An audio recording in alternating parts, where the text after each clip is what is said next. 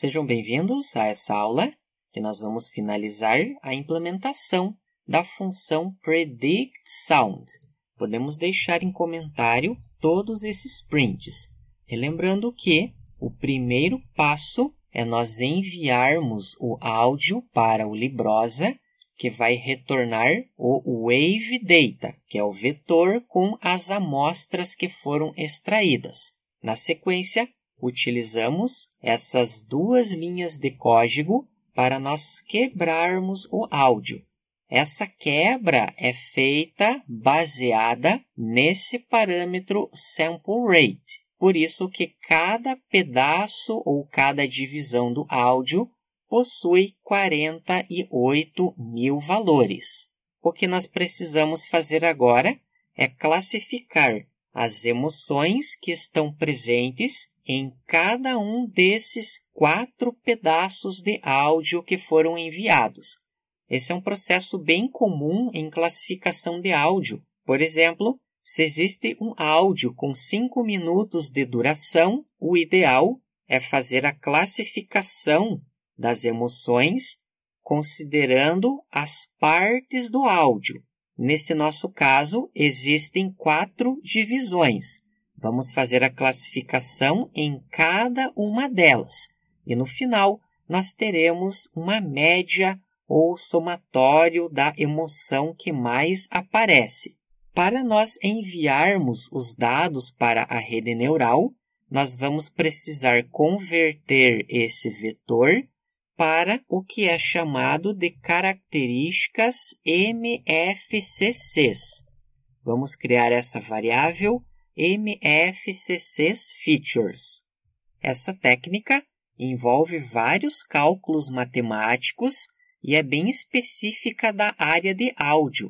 Caso você queira saber mais detalhes, você pode seguir esse link, que é uma apresentação de alunos da Universidade Federal Fluminense. São alguns poucos slides nos quais você vai poder entender um pouco mais sobre essa técnica, que significa o índice de coeficiente MEL. Basicamente, serão feitos vários cálculos matemáticos para retornar esses dados em outro formato. A própria biblioteca Librosa tem função para fazer essa transformação, chamando a função MFCC. Parâmetro y, vamos mandar os dados. Relembrando que aqui nós temos as amostras que foram extraídas. SR igual a taxa de amostragem e temos o parâmetro NMFCC. Vamos definir com o valor 40, que é, de certa forma, um valor default a ser utilizado em aplicações de aprendizagem de máquina. E é dessa forma que nós fizemos o treinamento da rede neural lá no curso de classificação de áudio. Portanto, nós precisamos manter o mesmo padrão. Em resumo, nós vamos enviar 48.000 valores para essa função. Os cálculos matemáticos serão realizados para que no final sejam retornados somente 40 valores. É como se fosse, de certa forma, uma redução de dimensionalidade. Caso você já tenha trabalhado com aprendizagem de máquina, já deve ter ouvido do conceito de PCA, que é o Principal Component Analysis, que é utilizado para a redução de dimensionalidade de bases de dados. Nós podemos fazer um print mfccsFeatures.shape e também podemos visualizar o vetor de mfccsFeatures. Vamos executar esse código e visualizar o resultado parcial. Perceba que temos esse valor igual a 40, que indica o número de componentes. E na sequência temos os respectivos valores. São retornadas matrizes para cada uma das partes do áudio, ou seja, para 4 partes. Na sequência, nós vamos precisar executar alguns processamentos nesses dados. Vamos criar uma nova variável, mfccs, eu vou chamar de Scale Features, vai receber np, a biblioteca NumPy, .min. Vamos extrair a média, mfccs features, colocamos um ponto T para nós gerarmos a matriz transposta, ou seja, linhas viram colunas e colunas viram linhas. Axis igual a 0 para fazermos o processamento em todas as linhas. Basicamente, esse é chamado do processo de normalização desses dados. Vamos recriar a variável que vai receber o scaled features.reshape 1 e -1. Só para nós checarmos, vamos fazer um print na variável scaleFeatures.shape. Note que antes nós tínhamos essa dimensão 40 por 94. Vamos executar e checar as novas dimensões. Temos o formato de matriz com uma linha e 40 colunas para cada uma das divisões do áudio. Vamos agora precisar fazer mais um processamento.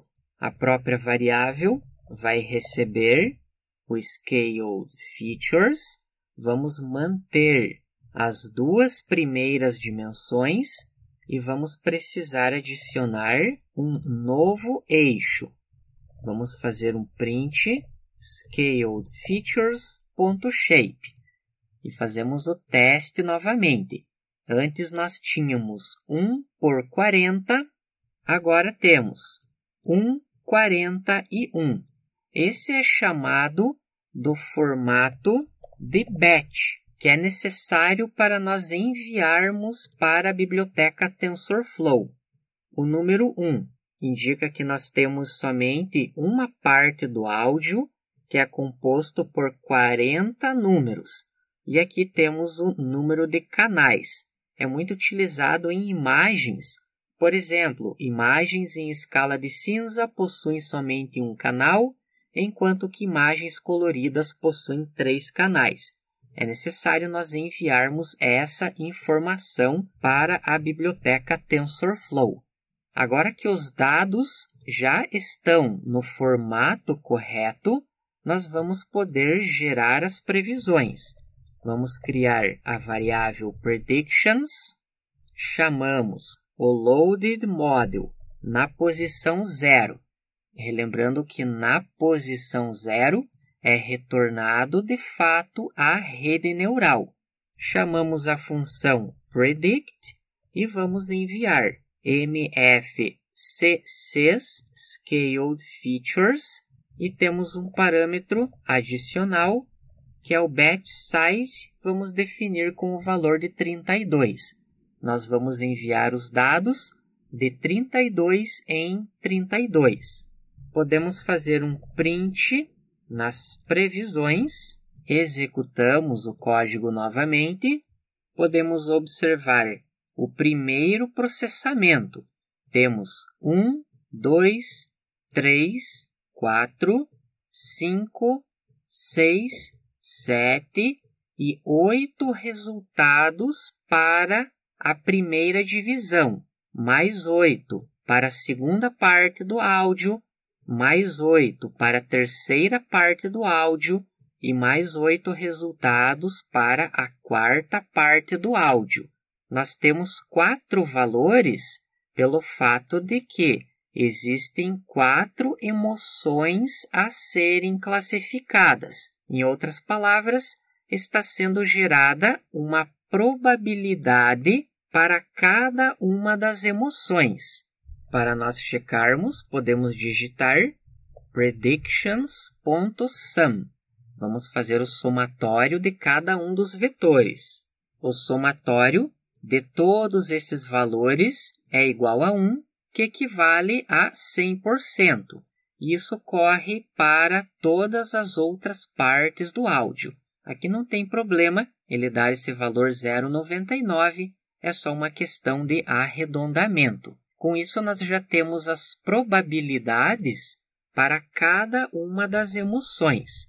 Podemos visualizar esse resultado no formato de gráfico. Se o plot for igual a true, que é esse parâmetro que está sendo configurado acima, plt.figure, vamos definir o tamanho do gráfico, que estará de acordo com o len splitted audio data. Nesse caso, o valor é igual a 4, pois existem 4 partes no áudio. Vamos definir o tamanho da figura de acordo com a quantidade de partes. PLT bar vai gerar um gráfico de barras. Vamos passar o loaded model na posição 1. Se nós voltarmos na função load model, na posição 1 é retornada a lista com as emoções. Ou seja, nós vamos colocar a qual emoção cada um dos valores está associado. Acessamos Predictions na posição 0. Precisamos colocar 0, pois é retornado no formato de vetor. No final, podemos colocar o comando plt.show para nós mostrarmos o gráfico. Vamos executar novamente. Foi gerado um erro, pois aqui nós precisamos passar um parâmetro adicional. Vou colocar igual a 5, que é o número de linhas e o número de colunas nesse gráfico. E aqui também precisamos abrir e fechar parênteses. Vamos rodar novamente. Perceba que a primeira previsão já foi feita para a primeira parte do áudio. Note que nós temos a emoção da tristeza com uma probabilidade maior e feliz com uma probabilidade menor. Isso é somente para a primeira parte do áudio. Na sequência, nós podemos observar as previsões para a segunda parte do áudio, nervosa e medo, para a terceira parte do áudio, mais nojo do que as outras emoções, e para a quarta parte do áudio, a emoção calma. A ideia é nós agora contabilizarmos quantas vezes cada uma dessas emoções aparece em cada uma das partes do áudio. Nós podemos, inclusive, fazer antes uma codificação adicional, setarmos esse tipo de layout. Dessa forma, o texto não vai ficar escondido, assim como nós vimos na execução anterior. Note que agora a visualização está melhor para cada uma das partes do áudio. É dessa forma que é feita a classificação de áudio. É necessário quebrar o áudio em partes e fazer a classificação de cada uma das partes. Nós vamos precisar agora buscar qual é a emoção mais forte, pois conforme nós vimos, foram identificadas várias emoções em cada uma das partes. Vamos recriar a variável predictions, que vai receber predictions.argmax axis igual a 1. Vamos fazer um print novamente nas previsões originais e na sequência fazemos mais um print nas previsões. Rodamos novamente. Para esse primeiro trecho, temos triste e feliz. Perceba que é retornado esse valor 7. Indica que o maior valor, ou aquele com a probabilidade maior, está na posição 7. Podemos fazer a contagem 0, 1, 2, 3, 4, 5, 6 e 7, que é a última posição. Isso que nós estamos retornando agora, a posição onde está o maior valor. Na sequência, nós podemos observar as outras posições. Posição 0, maior valor, posição 5 e posição 2. Note que ele está sendo retornado no formato de vetor. Vamos fazer uma conversão. Predictions recebe predictions as type. Convertemos para inteiro e chamamos essa função flatten, que vai converter de uma matriz para um vetor. Recriamos novamente predictions, que vai receber loaded model na posição 1. Relembrando que na posição 1 nós temos a listagem com as emoções. Algo importante é que nós estamos retornando essas emoções ordenadas, ou seja, esses índices que estão aqui não correspondem aos índices retornados. Índice 7 é a última posição. Nesse caso, é surpreso. Mas como nós vimos, na primeira parte do áudio, é retornada a emoção tristeza. E vamos enviar predictions na posição 0.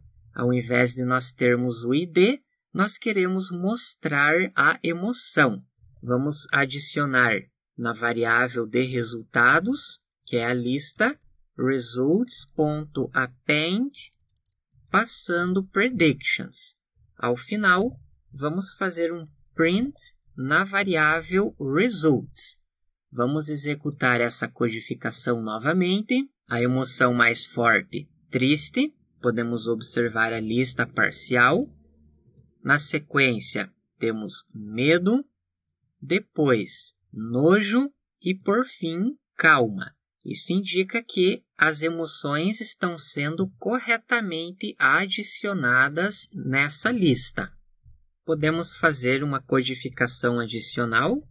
Result str parte, concatenamos com a variável i, mais 2 pontos, mais str predictions, e vamos converter para letra maiúscula. No final, podemos fazer um print da variável resultStr. Quando nós executarmos, nós podemos observar o print para cada uma das partes do áudio.